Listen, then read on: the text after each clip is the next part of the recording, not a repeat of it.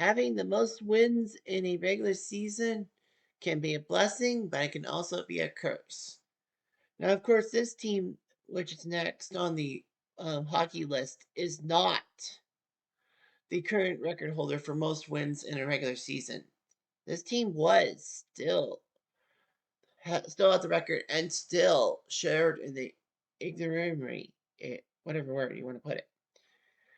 Let me look at baseball. Look at the Cubs of 1906, 116 wins in 152 games back when they played 152 games. Did they win the World Series? No, they lost to the White Sox, the hitless wonders. And the Mariners, 116 wins. Did they win the World Series? No, they didn't even get to the World Series thanks to those Yankees. For football, the Patriots, 16-0 in the regular season. Did they win the Super Bowl? No, the Giants got them in the Super Bowl. Basketball, the Golden State Warriors, 73 wins. Did they win the title in 2016? No, they fell. They were down 3 games to 1 in the finals against Cleveland, but Draymond Green fucked them all over, and you know why. For a time, this team actually held the record for most regular season wins in a season by an NHL team. But did they win the Stanley Cup? No. But I can fix that. Anyhow, this is the story of the 1995-96 Detroit Red Wings. Hello out there, we're on the air. It's Cutter with NHL time. Tensions blow, the whistle blown, and the pucks go down the ice. Some teams just want to win the cup and do it with a smile. Hey, that is cool. Up on the River Nile. Oh, the good old hockey game. Who will come out on top? Will a team get through the cup to the cup by any means necessary? Oh, the good old hockey game. It's the best game you can name, and I'm have no shame. I will simulate those hockey games. Woo! So the story about the Detroit Red Wings is that they were an original six franchise, but they didn't start in the NHL like everyone else. It took a massive idea in 1926 to add both Detroit and Chicago to the NHL so that they would get a Midwestern U.S. feel. Detroit, like Chicago, decided to build their roster thanks to the defunct Western Hockey League. Not the major junior league we all know and adore, but the fact that the Western Hockey League was kind of a massive competitor with the NHL. So was the Pacific Coast Hockey Association. But yeah, because the PCHA and the WHL kind of folded in a sense. Both Chicago and Detroit could add players, Western players, and all that. Detroit took a while to get going. In fact, they had 3 nicknames. They were known as the Cougars, the Falcons, and then the Red Wings, thanks to the automotive industry, despite the fact that it was in the Great Depression that they were named that way. So the Detroit Red Wings were a very strong team and all that. They didn't get going till the 40s when one specific man by the name of Gordie Howe got to Detroit thanks to him having a terrible time at the Rangers training camp. And then him deciding to be homesick and deciding to go home to Saskatchewan, but then learning that the Red Wings had some of Howe's friends. And, he went to Ontario to do training, and the rest was history. The Red Wings did lose the 1942 championship to the Leafs, even though they were up 3 games to 0. They got reverse swept. There have been too many NHL reverse sweeps, only 4 in history. The 42 Red Wings got reverse swept. The 75 Penguins got reverse swept. The 2010 Bruins got reverse swept, and the 2014 San Jose Sharks got reverse swept. The Red Wings were the 36 and 37 champions, as Norm Smith was a great goalie, especially that game 1 in the playoffs against the Montreal Maroons in 1936 that went to 6-tuple overtime. Detroit were a fine team. Gordie Howe just made them good. And with Ted Lindsay and Alex Delvecchio, with Ted Lindsay and Sid Abel, they were part of the production line. It was big. Gordie Howe, for what it's worth, actually came back from a massive injury in 1950. He was checked by Teeter Kennedy and actually ended up injured. He had to have brain surgery. Yeah, Gordie Howe could have died on the ice. Nevertheless, he was fine in Detroit, had that big rivalry with Montreal. It was always a fight to see who was the better right winger, Howe or Richard. In 1955, the Red Wings won the Stanley Cup, not knowing that for 4 decades they would not touch the cup again. The 60s, they had a good rivalry with the Leafs and chances to make the Stanley Cup Finals, which they did, but they couldn't pull the trigger.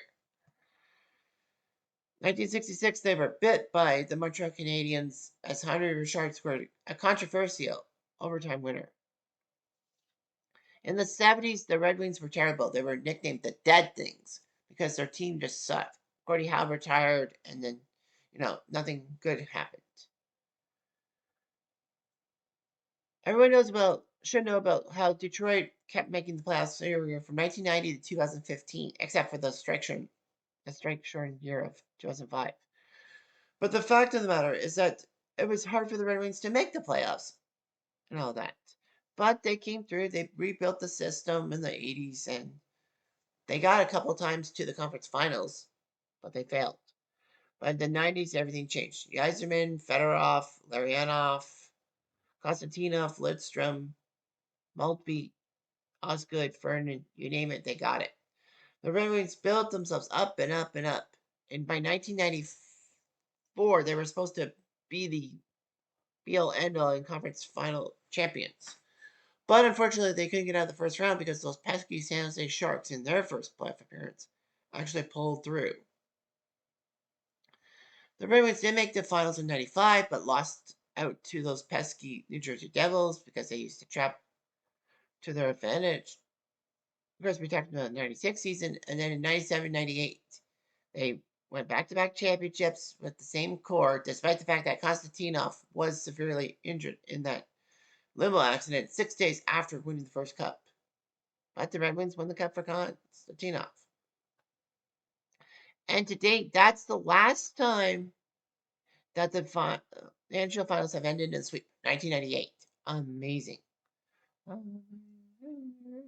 Anyway, Detroit would still keep their pressure on. And in 2002, led by Scotty Bowman, led by Dominik Hasek, led by Yzerman and Lidstrom and them, they won the Stanley Cup. Brett Hall was even there. 2008, they won the Cup again. They could have won in 2009, but they failed. So regardless of that, the Red Wings are a very fundamental sound team. Unfortunately, though, the Red Wings have been missing the playoffs. They have the second longest playoff drought currently, behind the Buffalo Sabres. It's funny how Detroit moved from Joe Louis Arena to the Little Caesars Arena and still have never made the playoffs. Weird. But anyway, let's talk about the 95-96 Red Wings. All right, so the 95-96 Detroit Red Wings are there. It was the 70th season for the Wings. They had one of the greatest regular seasons in NHL history with 62 wins, which broke the record by the 1977 Montreal Canadiens. Now, it's important to know that Detroit had 82 games to do that record. The 77 Habs had 80, so those 2 extra games. Anyway, the 2019 Lightning got to 62 wins and didn't make the Cup final. The 23 Bruins got to 65 wins, couldn't get out of the first round. So their 131 points was not an NHL record. The Habs were 68 and 12 for 132 points. They were 62, 13, and 7 for the Red Wings.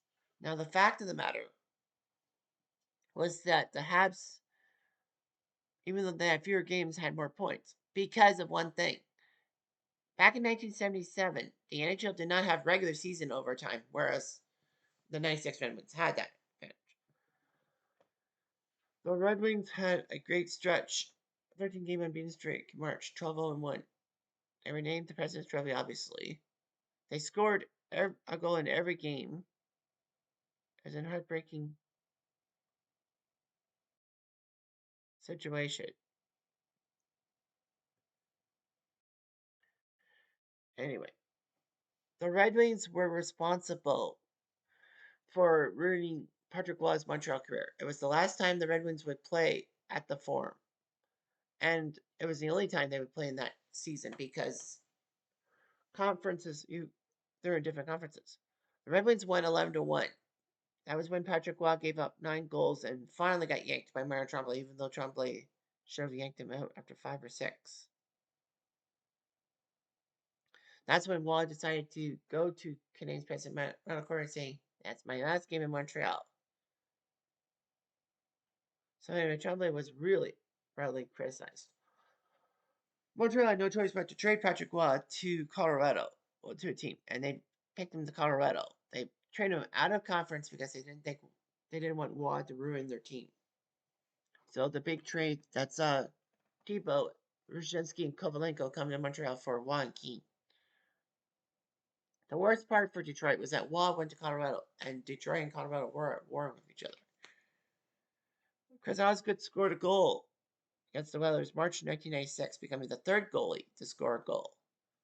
Because Billy Smith got credited for one in 1979, and Hextall scored a pair himself. They looked very good. They beat Colorado by 27 points for tops in the conference. They would take on the Winnipeg Jets, who made a massive comeback to snip the Ducks at the line and get the 8th seed. Unfortunately for Winnipeg, that would be the last time hockey would be there for 15 years. The Jets did win twice in that series, and the Red Wings retired the Jets and all that. The Wings would take on the St. Louis Blues in the second round, and it was a tight race. St. Louis actually held Detroit in check and put them to a game 7. It was 0-0 through one overtime, much less the regular. So for 80 minutes, it was 0-0, and then Steve Yzerman, early in the second overtime, stole the puck from Wayne Gretzky, put a 60-foot shot that beat John Casey, and the Red Wings survived. Unfortunately, the Avalanche would win the conference final in 6 games, igniting a massive rivalry. Of course, Chris Draper being hit by Claude Lemieux. That was a bullshit move by Claude Lemieux. Trust me. So yeah, so the 96 playoffs. They actually lost game 3 in Winnipeg. Lost game 5 on home turf. And then game 6, they took Winnipeg. They were actually down 3-2 to the Blues. I forgot about that. Then they had to win in St. Louis in game 6.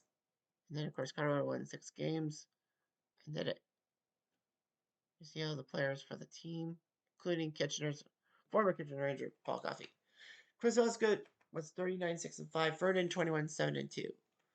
So Osgood and Ferdinand practically shared the line instead. Ferdinand was more for the road games, and Osgood was more home games.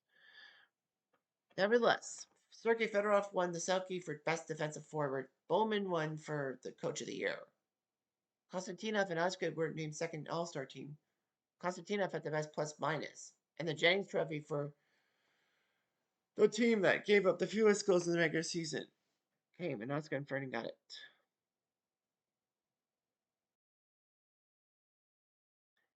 Anyway, it was the debut of Matthew Danino and Mike Ferdinand's 500th game. Yeah, Mark Bergevin was traded to Detroit from Tampa in exchange for Sean Burr. Ray Shepard went to San Jose, which was big because Shepard was a goal-scoring guy. But the Red Wings got back Igor Larionov, so it all worked out. And Detroit got Kirk Maltby from Edmonton at the trade deadline, which actually worked. Free agency, Terry Carpenter was the best guy. He lost to Florida. They did sign Mike Ramsey, who was part of the Miracle on Ice, and Slava Fetisov to a one-year deal. People forget that Fetisov did not start his career with the Wings. He did it with the Devils. At the entry draft, no one of note was really picked. So that's all. But what if the 96 Red Wings actually made the finals against the Florida Panthers? Let's see. So the 96 Red Wings are featured. Osgood starts in net. You see the starting line for both teams. Van Beesbrook doing his job. It's important to note that when we do one team specifically, we leave the other conference out of things. So Florida would have won the Eastern Conference. We don't interfere with the East, only the West. So the Panthers would play the Red Wings in this series. What would happen? Game 1. Game 1 sees the Red Wings crush the Panthers like you knew they would, 6-1. Yzerman scored twice in the first. Fedorov also scored. Then after Dino Suzerain scored his second goal to make it 5-0, Mark Fitzpatrick was in the net Doug Brown made it 6-0, and Osgood was 5 minutes away from a shutout by Jody Hall, Cambridge native. Scored. Mike Hood, Kitchener. Former Kitchener Ranger Mike Hood only played a minute 35. Jason Woolley, former Future Sabre, 241. Red Wings only had time to give Martin LaPointe 18 seconds. And Mark Bergevin a minute 38. Nevertheless, Osgood did his job. Fedorov, Yzerman, Cicerelli, your 3 stars. Game 2 sees the Wings win, although it was close. Bob Erie, Dino Cicerelli, and Slava Kozlov made it 3-0. But Panthers in the second period came back. Rob Niedermeyer, Robert Schwela, and Scotty Mellenby tied it. Nick Lidstrom scored from Cicerelli and Ellie in the third period. Why did I say Ellie? It's Erie. Tom Fitzgerald only played 8 freaking seconds. Mike Huh played 2:05. Detroit only gave Martin LaPointe 1 shift in 24 seconds. It's hard for him to make ice time. I mean, Dino Cicerelli, Darren McCarty, and even Doug Brown ahead of him. But LaPointe would get more ice time. Lidstrom, Erie, and Spela are your 3 stars. Off to Florida, they're going to put on. I'm going to keep Osgood in for game 3 because, he's on fire. And the Panthers lost in overtime. So anyway, Bill Lindsay and Scott Mellenby scored for Florida in the first. Yzerman, and then Konstantinov and Yzerman made 3-2. Jovanovski, Mellenby 4-3. Paul Lutz got ejected for headbutting.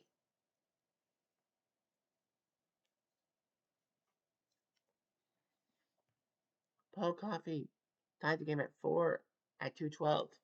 In overtime, Scott Mellenby got in trouble for high sticking, and then Paul Coffey, Kitchener from Yzerman made it 5-4 in overtime. Every Red Wing that played only 12 minutes. Tom Fitzgerald got 1 shift of 4 seconds. And Mike Cook got a minute 34. Anyway, Paul Laws was ejected. Paul Coffey scored the winning goal. Not the first star, it was Steve Yzerman. Jovanovski, the second star. And Yzerman had 4.8. So game 4. Will it be a sweep just like real life? Yes, it is. So the 96 Red Wings would have beaten the 96 Panthers, and no matter who it was, the Panthers got lucky to even make it. Melody made it 1-0, but Paul Coffey and Steve Yzerman scored to make it 2-0. Then Konstantinov scored twice. 4-1, the Red Wings would have swept the Panthers out of the building and make them cry. Martin LaPointe only got 10 seconds. Keith Primo only got a minute 10. Ramsey won 18. Jason Woolley got 30 seconds. Why'd they put him on? So Osgood did his job. Konstantinov, Cicerelli, Yzerman. Yeah, the Panthers would have been badly swept. Detroit easily would have had their way. Well, except for game 2 and 3. Well, game 1 and 4. Bookends. Osgood did his job. They didn't need McFerrin at all. But that's the way it goes. Anyhow, I'm Jeff Diamond. I do.